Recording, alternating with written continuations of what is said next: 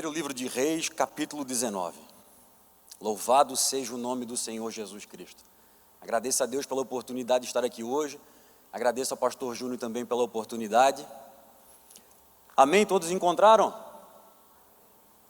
Ora, Acabe fez saber a Jezabel tudo o que Elias havia feito e como matar à espada todos os profetas. Então Jezabel mandou um mensageiro a Elias, a dizer-lhe: assim me faça os deuses e outro tanto, se até amanhã a estas horas eu não fizer com a tua vida como a um deles. Elias teve medo e correu para salvar a sua vida. Quando chegou a Berseba, que pertence a Judá, deixou ali o seu moço. Agora corra comigo até o versículo 9. Ali entrou numa caverna onde passou a noite toda. E lhe veio a palavra do Senhor dizendo: que fazes aqui, Elias? Que fazes aqui, Elias? Louvado seja o nome do Senhor. Meu irmão, a história de Elias, ela inicia alguns capítulos antes, no primeiro livro de Reis. Elias foi um profeta levantado por Deus para que ele pudesse combater a iniquidade, combater o povo de Israel, o rei de Israel que estava fora dos princípios do Senhor.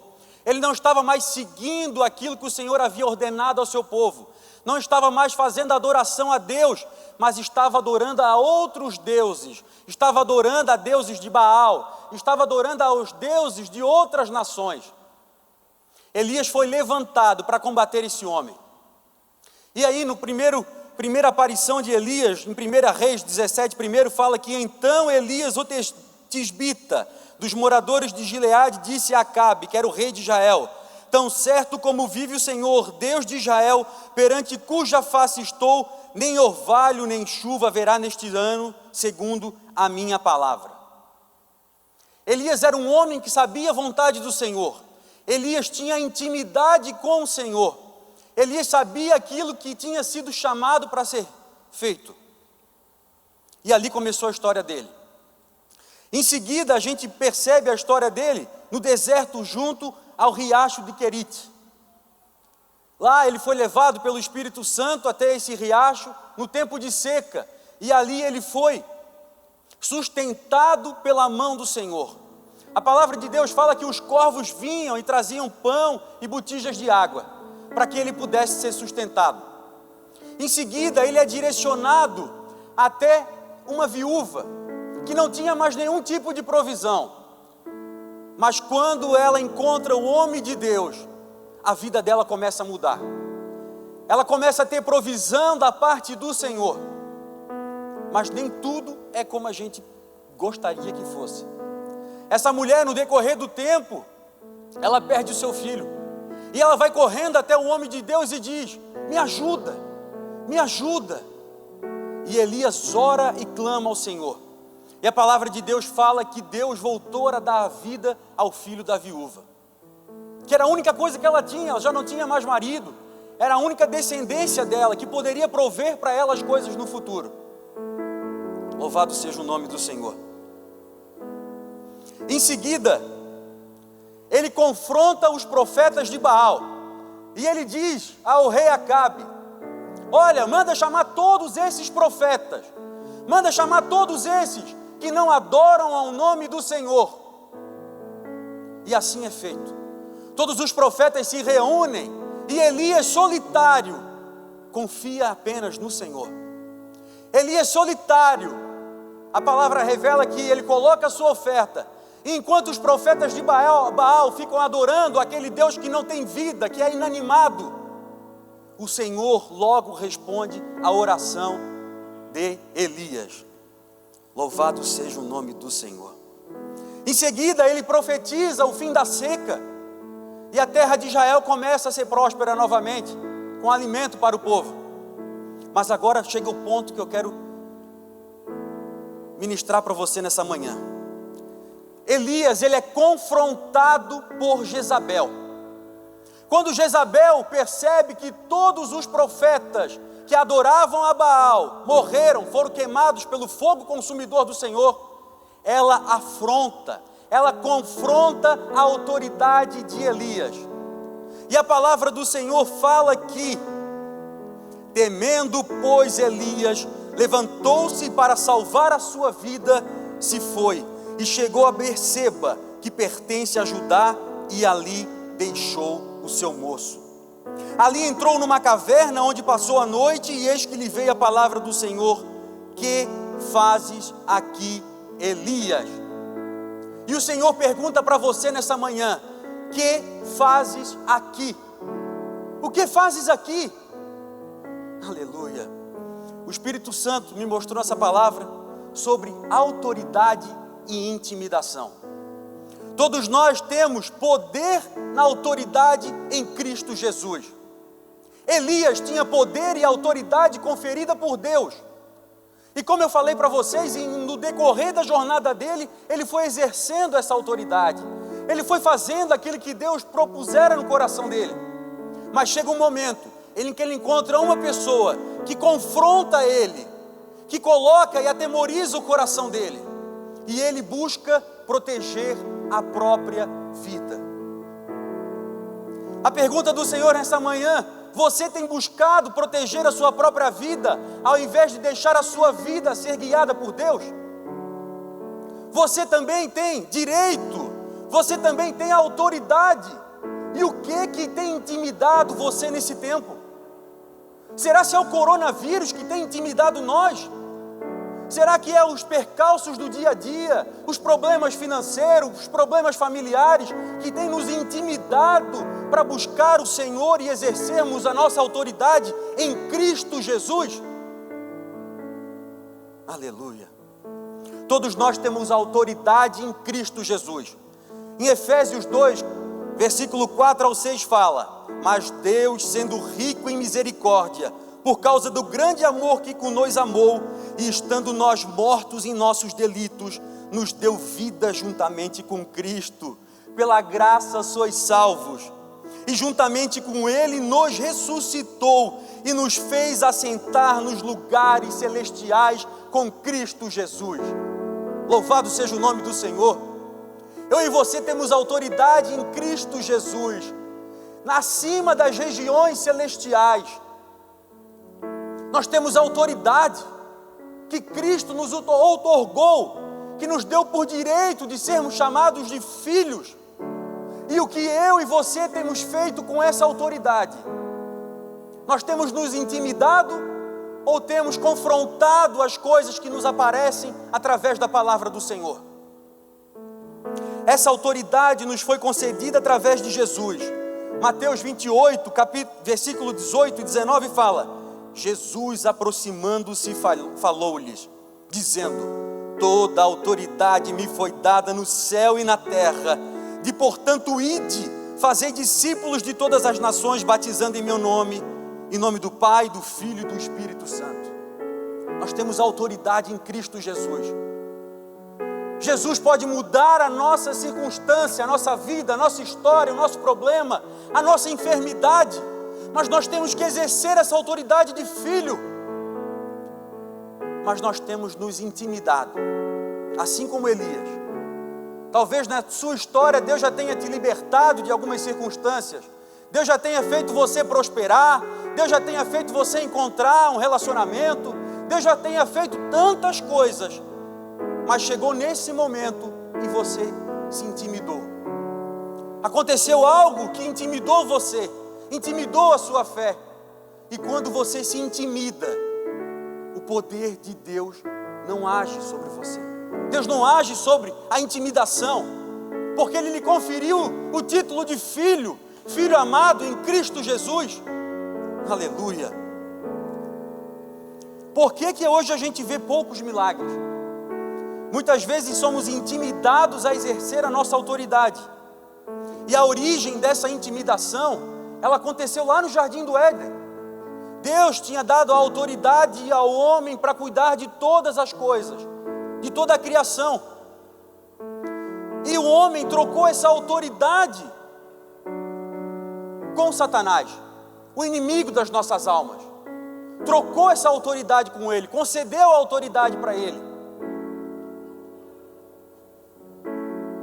Gênesis 3:10 fala: e ele respondeu: ouvi a tua voz no jardim, e porque estava nu, tive medo e me escondi. Aleluia. Quantas vezes nós nos escondemos de Deus porque nós somos intimidados? Quantas vezes nós deixamos de apresentar uma situação a Deus porque o medo, a circunstância, a ansiedade, a depressão nos tomou conta do coração? E aí, nós buscando proteger a nossa própria vida, assim como fez o profeta Elias, nós saímos correndo. Nós saímos para um lugar de conforto, de aconchego, um lugar que ninguém vai encontrar a gente. Aleluia. Eu quero falar para você nessa manhã, que aonde quer que você esteja escondido, Deus está olhando por você. Aleluia. Elias teve medo, desejou a morte. O objetivo da intimidação é fazer com que renunciemos à nossa autoridade, tomando deste modo inoperante a nossa fé. Quando a gente está intimidado, a nossa fé ela se resume, ela se subtrai a quase nada. E aí sem fé é impossível agradar a Deus. Sem fé você não consegue agradar a Deus, você não consegue ter comunhão com Deus. Aleluia. Efésios 6:12 fala: porque a nossa luta não é contra o sangue e a carne, e sim contra os principados e potestades, contra os dominadores deste mundo tenebroso, contra as forças espirituais do mal nas regiões celestiais. O Senhor te chamou pelo teu nome. O Senhor te deu autoridade em Cristo Jesus, nas regiões celestiais. E a nossa luta não é contra a depressão, a nossa luta não é contra o medo, contra a ansiedade, a nossa luta não é contra a carne, a nossa luta é contra um principado e potestades. E nós temos que exercer esse domínio, essa autoridade em Cristo Jesus. Nós temos que declarar que a nossa saúde é em Cristo Jesus. Nós temos que declarar que a nossa provisão, a nossa manutenção da nossa casa, a nossa proteção é em Cristo Jesus. Amém, igreja? Você está aqui e Deus quer trazer de volta a tua autoridade. Deus quer trazer de volta a autoridade que Ele te concedeu desde o princípio, desde o ventre da tua mãe. Aleluia. 2 Timóteo, Paulo fala a Timóteo: por esta razão, pois, te admoesto, Timóteo, que reavives o dom de Deus que há em ti pela imposição de minhas mãos. Porque Deus não nos tem dado espírito de covardia, mas de poder, de amor e de moderação. Aleluia. Paulo fala para Timóteo: Timóteo, tu és jovem, vai pastorear a igreja, mas não te deixe intimidar. Não te deixe intimidar pelas circunstâncias. Não te deixe intimidar pela tua idade. Não te deixe intimidar pela tua fé. Não te deixe intimidar por aquilo que tu professas, porque Deus é contigo. Pelo amor, pelo poder e pela moderação que há em Cristo Jesus. Aleluia. Será se você se converteu e conheceu a verdade, Cristo te encontrou e você se intimidou a proclamar essa verdade? Intimidou a proclamar que você é cristão, que você professa Cristo Jesus? Nós vivemos um tempo de intimidação, onde eu não posso falar isso, eu não posso falar aquilo, porque o meu semelhante, ele vai se ofender. Mas a verdade, meu amigo, ela não ofende. A verdade, ela liberta. E conhecereis a verdade e sereis livre. Aleluia. Para andar na autoridade de Cristo Jesus, nós precisamos nos negar. É a primeira coisa. Eu tenho que negar a minha própria vida, negar os meus próprios desejos, para andar na autoridade de Cristo Jesus. Lucas 9:23 fala: dizia a todos: se alguém quer vir após mim, a si mesmo se negue. Dia a dia tome a sua cruz e siga-me, pois quem quiser salvar a sua vida, perdê-la-á. Quem perder a sua vida por minha causa, se salvará. Esse a salvará. Quando nós entregamos a nossa vida a Cristo, Nós estamos dizendo: Senhor, eu nego a minha vida aqui nessa terra, nesse tempo que aqui vai ser temporário, nessa peregrinação que é curta, os tempos passam avançando cada vez mais, mas Senhor, eu não nego a tua vinda, eu não nego o teu amor, eu não nego a vida que eu tenho em ti, Cristo. Aleluia. Nós precisamos tomar a cruz de Cristo.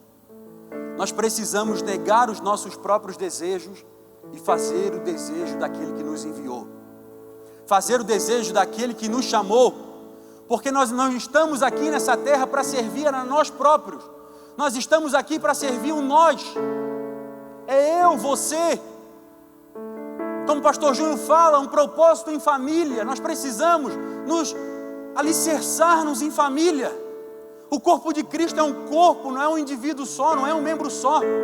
Nós precisamos pensar no nós, ao invés do eu. Aleluia. A única maneira de vencer a intimidação é perdendo a sua vida. Apocalipse 12, versículo 11 fala: eles, pois, o venceram por causa do sangue do Cordeiro e por causa da palavra do testemunho que deram, e mesmo em face da morte não amaram a própria vida. Meu irmão, o amor de Deus não tem limite. O amor de Deus tirou eu e você do lamaçal do pecado, tirou eu e você de coisas abomináveis aos olhos do Senhor, mas Ele nos trouxe aqui nessa manhã. Isso é amor, é misericórdia, é perdão, é reconciliação. Aleluia. Se quisermos andar com Ele, precisamos remover os nossos limites. O que tem travado você na sua caminhada com Deus? É o medo do que os outros vão falar? É o medo do que vão falar lá no trabalho, na empresa? O que tem impedido você de avançar no amor a Cristo? É os desejos dessa terra? É os desejos de acumular, de ganhar riquezas? Aleluia. Há tesouros no céu que não enferrujam, que não corroem. É esse tesouro que Deus quer em nossos corações. Mas também, irmão, para que a gente possa andar na autoridade de Cristo Jesus, existem dois temores que nós precisamos conhecer: o temor ao homem e o temor a Deus. E enquanto nós não tivermos essa definição do que cada um é, a gente fica bloqueado, a gente fica sem ação, a gente fica travado na caminhada cristã. Temer o homem rouba a autoridade que lhe foi dada por Deus. A raiz do temor do homem é o amor por si mesmo. Quando ama a sua vida, você procura salvá-la. Você ficará intimidado com qualquer coisa que a ameace. Lá no livro de João, capítulo 12, versículo 42 e 43 fala: contudo, muito dentre as próprias autoridades creram nele, mas por causa dos fariseus não confessaram, para não serem expulsos da sinagoga, porque amaram mais a glória dos homens do que a glória de Deus. Jesus, enquanto esteve na terra, os fariseus o procuravam para tentar apontar, acusar, e alguns, quando começavam a observar o que Jesus falava, opa, tem uma coisa diferente aí, realmente ele é o Filho de Deus. E aí, na hora de se entregar, na hora de colocar-se à disposição, na hora de dizer: Cristo, eu quero viver contigo, eu quero te seguir, eles olhavam para o lado e os meus colegas, o que vão falar? E os fariseus, mestres da lei, o que eles vão dizer? E a minha família, o que vai dizer quando eu parar para seguir Jesus? O que vai acontecer na minha família, no meu trabalho? Aleluia. O homem que teme a Deus só se preocupa com o que Deus diz sobre ele. O homem que teme os homens está mais preocupado com o que os homens pensam a respeito dele do que com o que Deus pensa. Ele ofende a Deus para não ofender ao homem. Aleluia. Quantas vezes nós ofendemos a Deus por não falar a palavra de Deus, por não falar do amor de Deus, para que a gente possa não ofender o nosso irmão. Mas nós não estamos ofendendo o nosso irmão, nós estamos libertando, levando o amor de Cristo para ele. João 12 fala: servir aos dois senhores. Mateus 6, me perdoe. Você servirá e obedecerá ao que teme. Se você teme o homem, servirá o homem. Se você teme a Deus, servirá a Deus. Você não pode temer a Deus se teme o homem, porque você não pode servir aos dois senhores. Ninguém pode servir a dois senhores, porque ou há de aborrecer-se de um, ou amar a outro, ou se devotará a um, ou desprezará a outro. Não podeis servir Deus e as riquezas. Por outro lado, você não pode temer o homem se teme a Deus. Meu irmão, se você confia em Deus, se você colocou a sua confiança em Deus, você não teme homem algum. O homem não está acima de Deus, aleluia, mas o Senhor está acima de todas as coisas, está acima de todos os nomes, e está acima de todas as potestades, principados. Ele é o Rei, aleluia, aleluia, glorifique ao nome do Senhor. Pedro nos exorta ao temor do Senhor. 1 Pedro, capítulo 1, versículo 15 a 17 fala: pelo contrário, segundo é santo aquele que vos chamou, tomai-vos santos também vós mesmo em todo o vosso procedimento, porque está escrito: sede santos porque eu sou santo. Ora, se invocais como Pai aquele que sem acepção de pessoas julga as obras de cada um, portai-vos com temor durante o tempo da vossa peregrinação. Juliano, mas eu sirvo ao Senhor, eu temo ao Senhor. Mas como você tem reverenciado ao Senhor? Você tem sido obediente ao Senhor? Você tem colocado-se na presença do Senhor só quando Ele faz milagres na sua vida? Só quando Ele restaura o seu casamento, o seu relacionamento? Só quando Ele faz você prosperar? Ou você é como aquele pai que instrui o filho? Você é como aquele filho que é instruído pelo pai, e mesmo não diante da presença do pai, mesmo não o pai estando ali se revelando, você ainda é obediente a Ele. Você tem sido obediente ao Senhor em todas as suas circunstâncias, em todo o seu caminhar, em todo o seu trajeto? Ou você só tem o reverenciado, se prostrado, obedecido a Ele, quando estão aqui, na igreja do Senhor, reunidos em adoração? Como você tem reverenciado ao Senhor? Na quarta-feira, no culto, nós falamos sobre oração, sobre dedicação de tempo ao Senhor. E como você tem reverenciado Ele além da oração? No seu dia a dia, na consagração, em todas as coisas. Aleluia. O temor do Senhor nos afasta do pecado. Êxodo, capítulo 20, versículo 20 fala: respondeu Moisés ao povo: não temais, Deus veio para vos provar e para que o seu temor esteja diante de vós, a fim de que não pequeis. Meu irmão, o temor do Senhor nos dá autoridade para que nós possamos vencer o pecado, para que nós possamos vencer as tentações, para que nós possamos estar diante da presença do Senhor como filho e filho amado. Aleluia. Provérbios capítulo 16 fala: e pelo temor do Senhor os homens evitam o mal. Quando nós tememos ao Senhor, eu não temo o Senhor porque Ele pode ser mal comigo, eu não temo o Senhor porque Ele pode me jogar no inferno, eu não temo o Senhor porque isso ou porque aquilo, não. Eu temo o Senhor porque Ele está acima de todas as coisas. Ele é meu Pai, eu o amo, eu entreguei a minha vida a Ele, eu neguei a minha própria vida. Eu temo ao Senhor pelo amor que há em Cristo Jesus. Aleluia. Provérbios capítulo 14, versículo 26 fala: no temor do Senhor tem um homem forte amparo, e isso é refúgio para os teus filhos. O temor do Senhor é fonte de vida para evitar os laços de morte. É o temor do Senhor. Ele nos tira da morte e nos traz a vida, vida em abundância em Cristo Jesus. Ele nos fez moradas eternas. Aleluia, aleluia. A obediência é o que nos faz estar com autoridade em Cristo Jesus. O temor ao Senhor é o que nos faz ter autoridade em Cristo Jesus. Aleluia.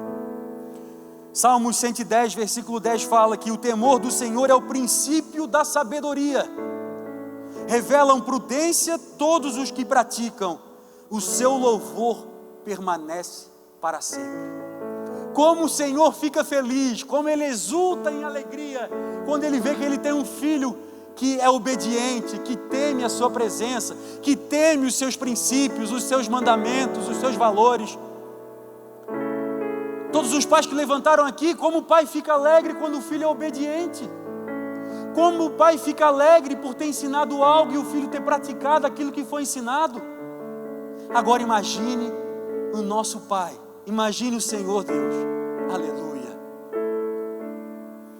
Quando a intimidação, o medo, a vergonha vierem te confrontar, lembre-se de tudo o que Deus já fez por você. Quando você for confrontado pelo medo, pela doença, pela enfermidade, pelo problema financeiro, lembre-se de tudo que Deus fez por você. Lembre-se das provisões, lembre-se de onde Ele te tirou, lembre-se das promessas que Ele tem sobre a sua vida. Lembre-se, traga à tona, fale: Senhor, Tu me tiraste do lamaçal do pecado, Senhor, Tu já proveste isso, Senhor, Tu restauraste aquilo, Senhor, em Ti confio. O medo, a depressão, a angústia, a ansiedade, nada disso vai me parar, porque eu tenho a minha confiança em Ti, no Senhor dos exércitos. Aleluia. Da justificação na cruz pela remissão do sangue de Jesus. Não precisa mais nada, meu irmão. Nós já temos tudo em Cristo Jesus. Aleluia.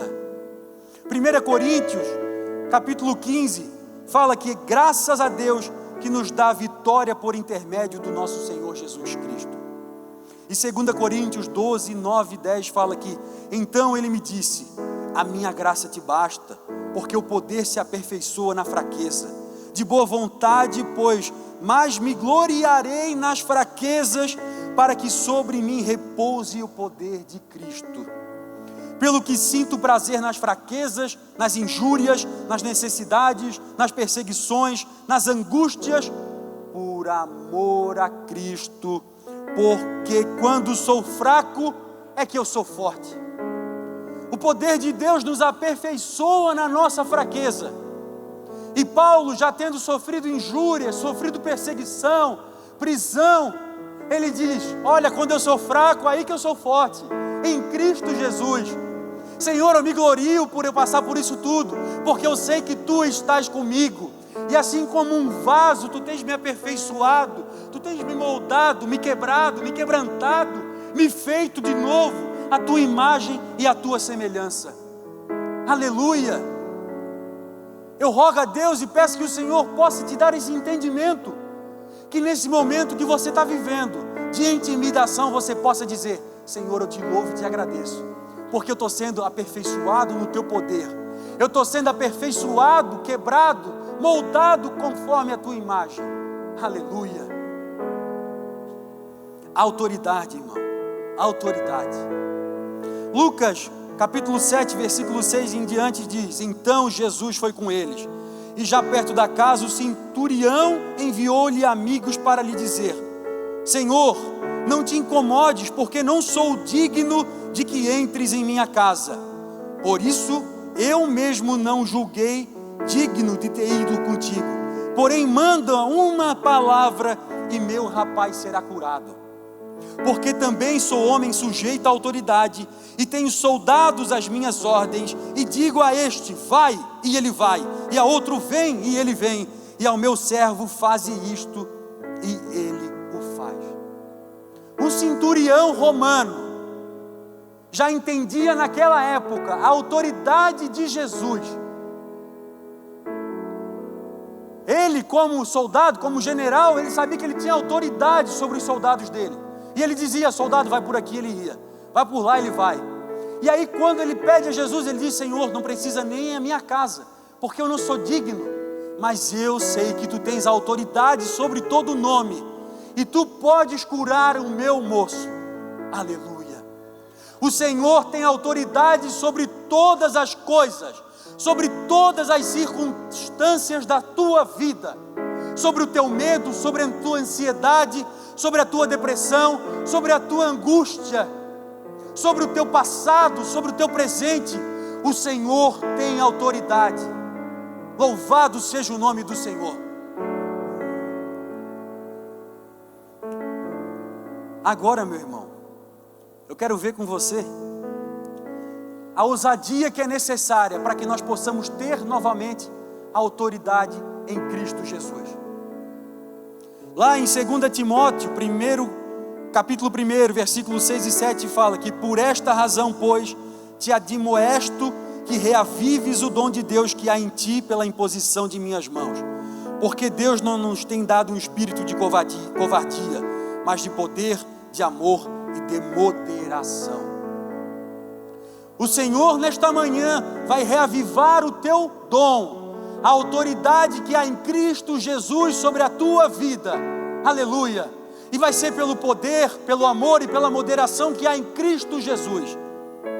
Primeiro poder. Poder por quê? Porque Elias, quando ele foi se esconder, aleluia, essa passagem aqui é linda demais. Elias, com medo da morte, tentando proteger a sua própria vida, ele sai correndo pelo deserto e anda 40 dias e 40 noites. E aí de repente ele se cansa, o anjo vai lá e provém as coisas para ele, o alimento e a botija de água. Ele dorme de novo, o anjo o acorda e diz: segue o teu caminho. Isso já era uma oportunidade de Deus, dizendo: olha, Elias, reavive a tua autoridade, Elias. Elias, volta pelo caminho que tu vieste. Mas Elias não deu ouvido ao Senhor. Quantas vezes você vê no culto, é chamado, é falado no seu coração, o Espírito Santo dizendo: vai, tem autoridade, tu podes vencer isso, tu podes vencer aquilo. E você vai para casa e não recebe essa autoridade no poder de Jesus.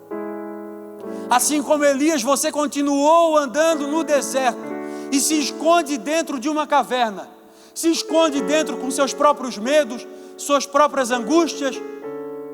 E aí o Senhor vem e fala para você nessa manhã: o que fazes aqui?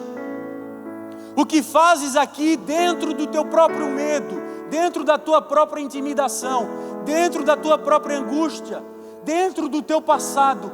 O que tu fazes aqui, filho meu? Aleluia. De repente Elias é chamado pelo Senhor, e o Senhor se manifesta de diferentes formas na vida de Elias. Passa um vento impetuoso, acontecem coisas mirabolantes.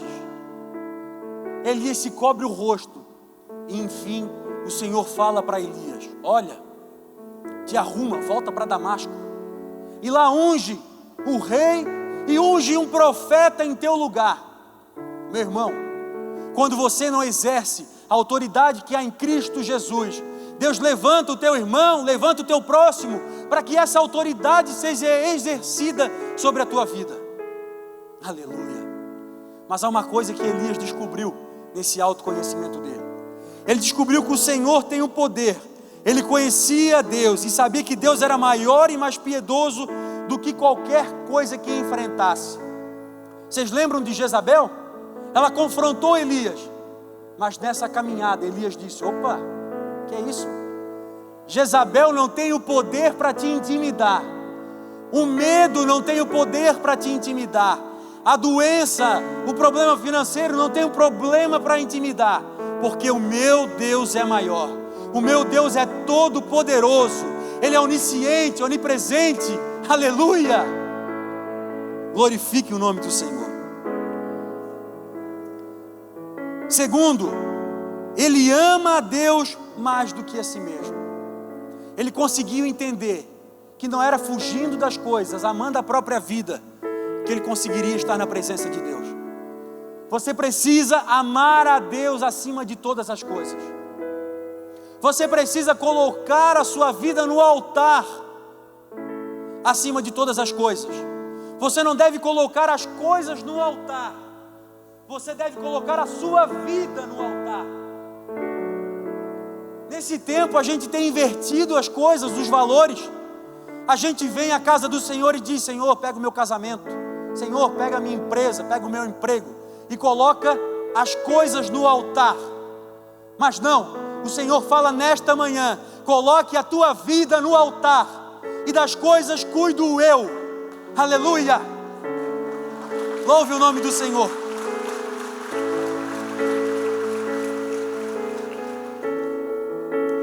Primeira Coríntios fala: mas se alguém ama a Deus, esse é conhecido por Ele. Aleluia, aleluia. Se você ama a Deus, você é conhecido por Ele. Você tem intimidade com Ele, você conversa com Ele, você fala das coisas para Ele, você tem um bate-papo, uma conversa, e você é conhecido por Deus. Elias era conhecido por Deus.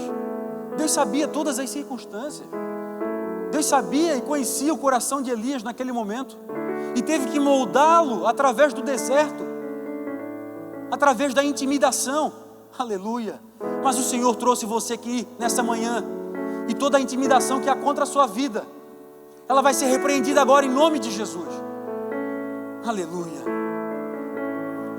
1 Reis, capítulo 19, versículo 15 fala: disse-lhe o Senhor: vai e volta o teu caminho para o deserto de Damasco, e chegando lá, unge a Azael rei sobre a Síria.